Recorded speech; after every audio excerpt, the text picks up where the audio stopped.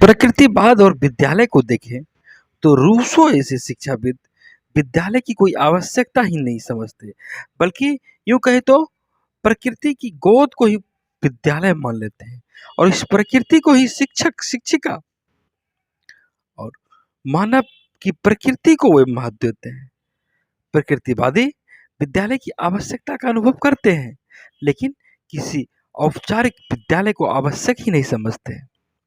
हालांकि वो यह भी कहते हैं कि विद्यालय यदि हो तो एक ऐसा पर्यावरण होना चाहिए वहाँ जहाँ की बच्चे कुछ कर सके, अपनी जिज्ञासा को मूर्त रूप दे सके, सीख सके, बच्चे तमाम अच्छाई को प्राप्त कर सके।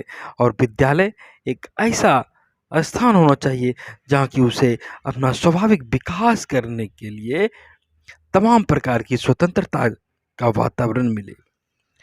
विद्यालय जैसे वातावरण में समय सारणी का कोई स्थान ही नहीं हो, नियमबद्धता के पूर्वक पढ़ाई की कोई व्यवस्था ही नहीं हो।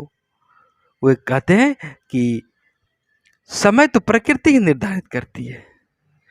घंटी 40 मिनट 50 मिनट जैसी कोई घंटी की कोई बात ही नहीं होती है। बच्चे जब मन होता है एक खेलेगा और जब मन होगा वह अध्ययन करेगा। और विद्यालय में क्या होगा, किस समय क्या होगा, यह पूरा बच्चे पर छोड़ देना चाहिए। किसी भी प्रकार का बाहरी नियंत्रण विद्यालय पर नहीं होना चाहिए और एक तरह से कहें तो स्वशासन होना चाहिए, बच्चों का स्वशासन होना चाहिए। केंद्र में बच्चे हो, विद्यालय की पूरी व्यवस्था बच्चों के हाथ में हो।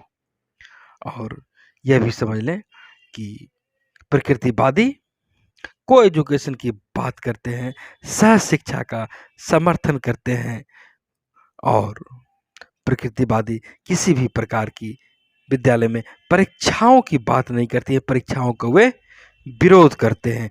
कुल मिलाकर कहें तो सरल वातावरण बनाने का प्रयास करते हैं, किसी प्रकार की कठोरता नहीं चाहते हैं।